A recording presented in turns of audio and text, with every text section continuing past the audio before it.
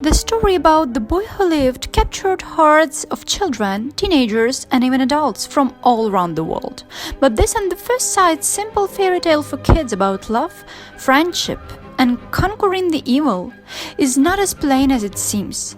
Harry Potter's story consists of different levels of perception and interpretation, and one of the most interesting ways to understand it is to deconstruct the evolution of the characters.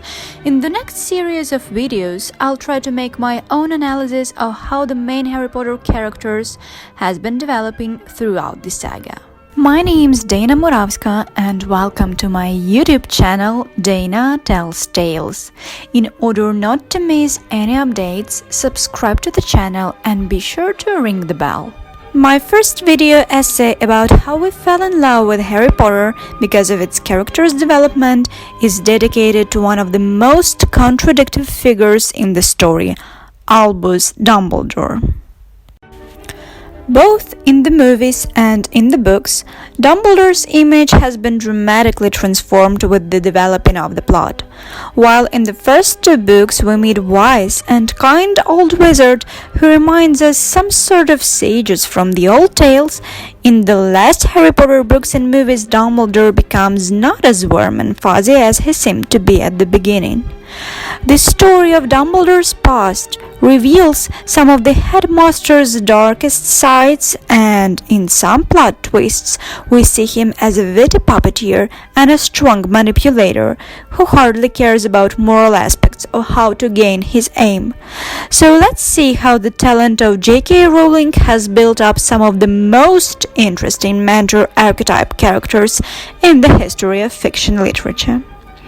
Both in the books and in the movies, Albus Dumbledore is the person who guides us to the wizarding world.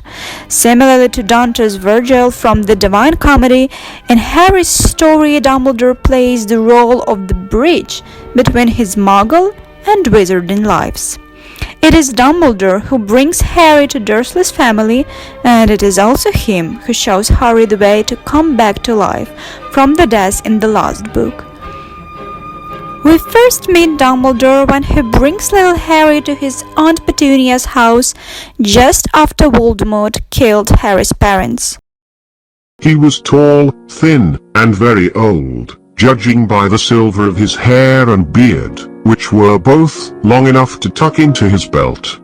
He was wearing long robes, a purple cloak that swept the ground, and high-heeled, buckled boots.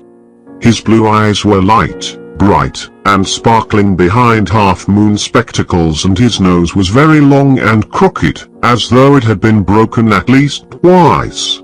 This man's name was Albus Dumbledore.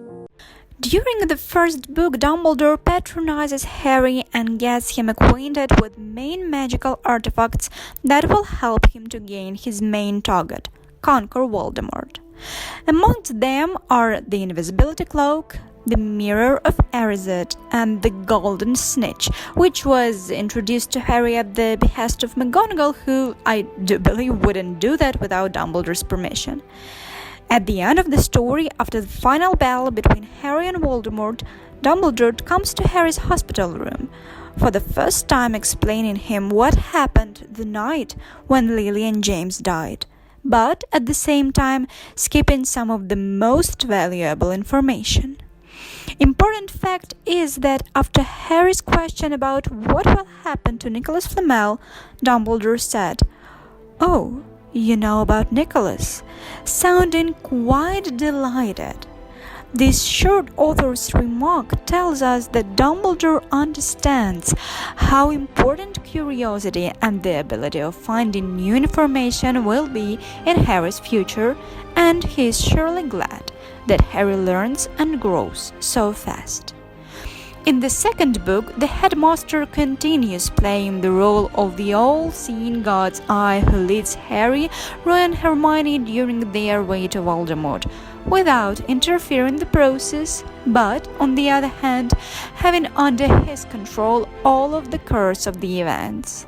In this chapter, Dumbledore introduces Harry one more important object that will play a major role in the battle against Voldemort and his Horcruxes, the sword of Godric Gryffindor. And during the traditional final talk to Harry after the battle, Dumbledore gives us one more hint how to deal with Voldemort. He tells us about his past, admitting that, of course, he was probably the most brilliant student Hogwarts has ever seen. He turned around to the Weasleys, who were looking utterly bewildered. Very few people know that Lord Voldemort was once called Tom Riddle. I taught him myself, 50 years ago, at Hogwarts. He disappeared after leaving the school, traveled far and wide, sank so deeply into the dark arts, consorted with the very worst of he resurfaced as Lord Voldemort. He was barely recognizable. Hardly anyone connected Lord Voldemort with the clever, handsome boy who was once head boy here. Headmaster also carefully keeps filling in the gaps in Harry's knowledge of the connection between him and Lord Voldemort, still being silent about some facts, such as, for example, Harry being the seventh Horcrux. The third book differs a lot from the movie. In the film directed by Alfonso Cuarón, we meet a new actor, Michael Gambon, in the role of Albus Dumbledore, who borrows some of Richard Harris's fabulousness, adding a pinch of eccentricity from himself.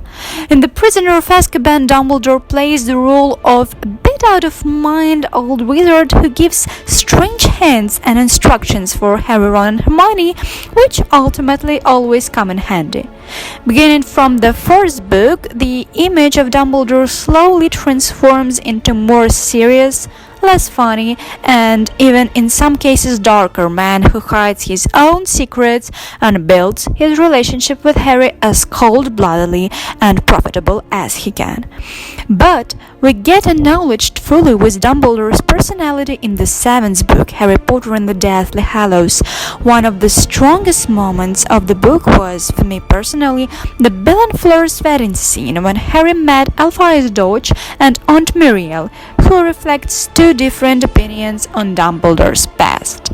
That was the very first moment when we as readers undermined Dumbledore's flawlessness as one of the main protagonists. J.K. Rowling puts the story about Dumbledore's dark past under Rita Skeeter's feather, which warns us as readers not to believe everything we read and call the words of this woman into question. All in all, we finally find all the truth about Dumbledore's plans, fears, and motivation in the chapter King's Cross, which puts it all together. We find ourselves in the position of poor Alphonse Dodge, who once used to think that the sun shone out of Dumbledore's every orifice. One of the most powerful moments in the chapter was the talk between Harry and Albus when the latter shared the story of his past. Talking about his sister Ariana, Dumbledore admitted, "I resented it, Harry." Dumbledore stated it baldly, coldly. He was looking now over the top of Harry's head into the distance. "I was gifted. I was brilliant. I wanted to escape. I wanted to shine." But at this very chapter we meet Dumbledore as a weak, old man who made a lot of mistakes on his way to the greater good and, at the end of it, deeply regrets about majority of them. We meet another Dumbledore, vulnerable, flawed, and surely human. Yes, one of the weakest Dumbledore's points was his readiness to sacrifice people for the greater good.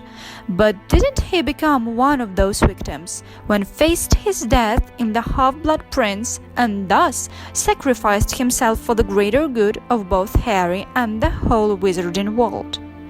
As one of the articles on the Pottermore says, real or not, King's Cross allowed Harry to confront Dumbledore, or, at the very least, allowed Harry to come to terms with Dumbledore's demons. Ashamed and with tears in his eyes, Dumbledore told Harry how he had been a selfish young fool, how he, trapped and wasted, had let himself be seduced by the brilliance of Grindelwald and the power of the Deathly Hallows. And that is the greatest imagined Dumbledore story arc ending. The book leaves leaves us with this image of Dumbledore, way too far from perfect, but more human-alike than he has ever been. This Dumbledore teaches us one last lesson. You may live your life with some deep falls, but it's never too late to rise from the underworld and resurrect like a phoenix in a new guise. J.K. Rowling herself told that Dumbledore's character was inspired by the greatest wise wizards and mentors in the history of fictional literature, such as Merlin or Gandalf. But what Rowling brought new to his character was his human imperfection, which ultimately made him the wizard we all wholeheartedly love. Rowling called Dumbledore the moral heart of the books, and explained that he became so because did not consider all weapons equal, and he was prepared, always, to go to the hilltop. Albus Dumbledore lived his life with dignity, compassion, sorrow, and wisdom, leaving all of us with his main lesson. Do not pity the dead, Harry. Pity the living. And above all those who live without love. If you liked this video, share it with your friends and be sure to subscribe to the channel.